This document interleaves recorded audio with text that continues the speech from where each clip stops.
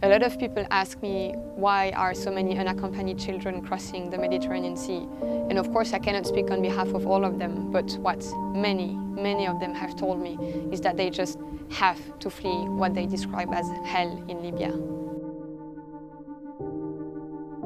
My name is Julie and I work as Humanitarian Affairs Officer on board Barents, the search and rescue vessel of MSF in the central Mediterranean. Every time I arrive on deck, my first thought when I see those hundreds of people just being there is how glad I am that they are alive. And you see all of them wearing those blue masks covering half of their face and the black beanie that we give them when they arrive on board. And suddenly your eyes cross those of another person and you realize this is actually a child.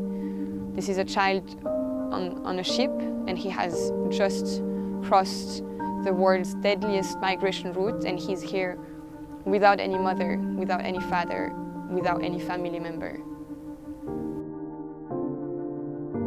During this rotation, there was a very high number of unaccompanied minors on board, 140, and that is the highest number of unaccompanied minors that have ever been rescued by Barents.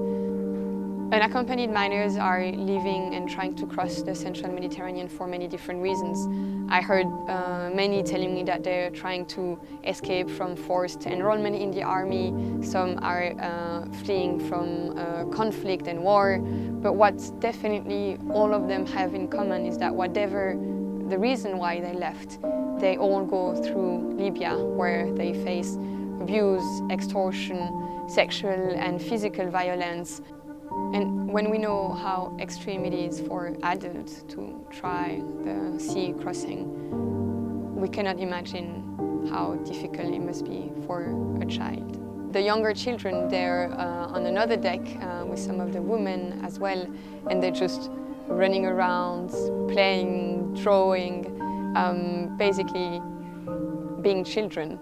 But although they seemingly are coping with the situation, we also know how affected they remain by the situation and by what they've been through in Libya.